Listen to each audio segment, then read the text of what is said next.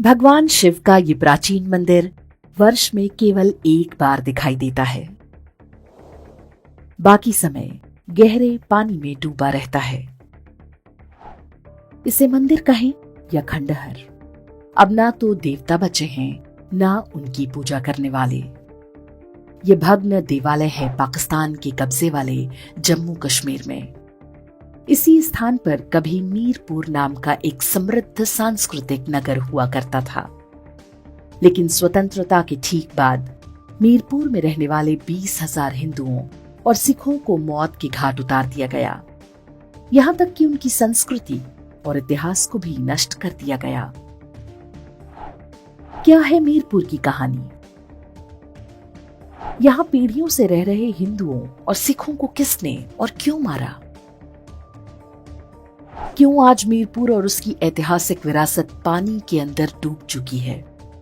इन सारे प्रश्नों के उत्तर आगे हम आपको बताएंगे।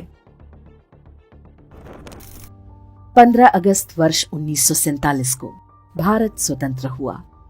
मात्र 2 महीने बाद यानी अक्टूबर में पाकिस्तानी सेना ने कबायलियों के भेष में जम्मू कश्मीर में घुसपैठ शुरू कर दी। उन दिनों राजा हरि सिंह जम्मू कश्मीर के शासक थे। राजा हरि सिंह की डोगरा आर्मी में बड़ी संख्या में मुस्लिम सैनिक भी थे। राजा को विश्वास था कि उनकी सेना के मुस्लिम सैनिक भी कश्मीरी हैं, इसलिए वे उनका ही साथ देंगे।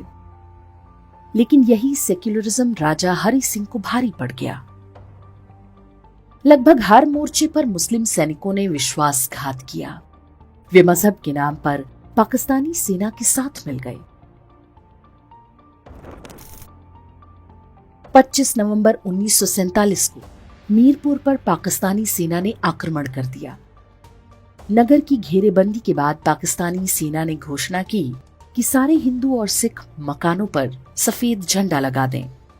इसे वे आत्मसमर्पण के लिए उनकी सहमति मानेंगे। लेकिन मीरपुर के निवासी हिंदुओं और सिखों ने घरों पर लाल झंडा फहराकर संदेश दिया कि हम आत्मसमर्पण नहीं करेंगे, लड़कर मातृभूमि की रक्षा करेंगे। मीरपुर के लोगों को विश्वास था कि जम्मू कश्मीर स्टेट या भारत की सेना उनकी सहायता के लिए अवश्य आएगी। तब तक जम्मू कश्मीर राज्य का विलय भारत में हो चुका था, लेकिन दुर्भाग्य से मीरपुर के लोगों तक कोई सहायता नहीं पहुंची। पाकिस्तानी सेना के आगे मीरपुर के सामान्य लोग अधिक देर टिक नहीं सके। कुछ ही घंटों में वहां के सचिवालय पर पाकिस्तानी झंडा फहरा दिया गया। पाकिस्तानी सैनिकों ने मीरपुर में रहने वाले लगभग 20,000 हिंदू और सिखों को मौत के घाट उतार डाला। कुछ लोगों ने इस्लाम कबूल कर अपनी जान बचाई। लगभग 2,500 लोग किसी तरह बच निकले। कई दिन तक भूखे प्यासे पैदल चलकर वे जम्मू तक पहुंचे।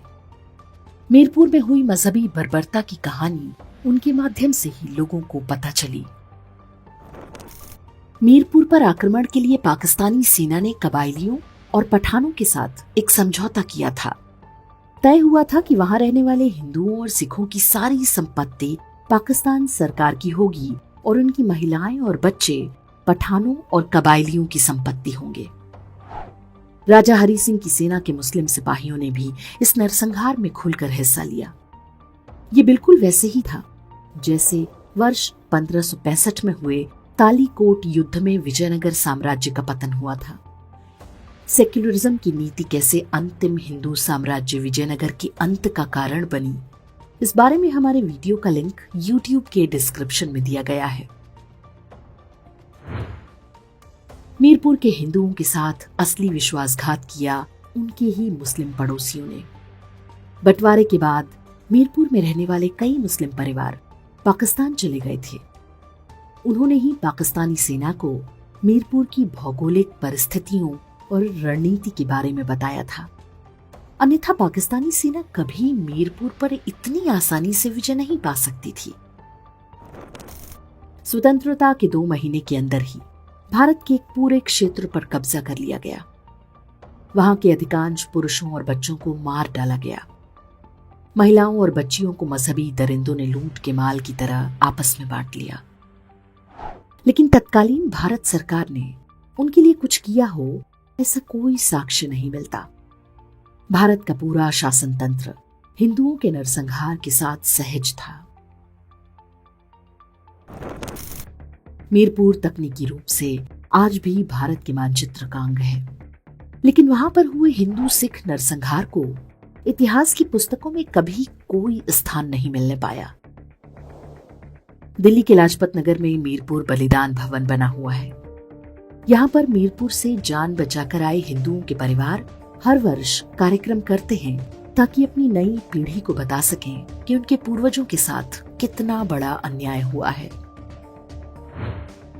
जिस मीरपुर में 20,000 हिंदुओं और सिखों का नरसंहार हुआ, वो आज इस गहरे पानी में डूब चुका है। पाकिस्तान कब्जे के बाद ब्रिटिश इंजीनियर्स ने सिंधु नदी जल संधि के अंतर्गत यहाँ झेलम नदी पर मंगला डैम बनाया है। 1961 में इस डैम में पूरा मीरपुर जिला समा गया। पास में ही नया मीरपुर बसाया गया है, जिसमें लोगों को विस्थापित कर दिया गया। गर्मियों में इस डैम का पानी जब नीचे उतरता है तो मीरपुर के हिंदू अतीत की स्मृतियां ताजा हो जाती हैं। इस डैम के एक किनारे पर मीरपुर का ऐतिहासिक रामकोट किला है। खंडहर हो चुका ये किला भी मीरपुर के हिंदू इतिहास की गवाही देता है। किले में एक बहुत प्राचीन शिव मंदिर हुआ करता था। इसका शिवलिंग आज भी वहीं पर उपेक्षित पड़ा हुआ है। पूजा पाठ और जलाभिषेक की तो कल्पना करना भी व्यर्थ है। मीरपुर इकलौता नहीं है।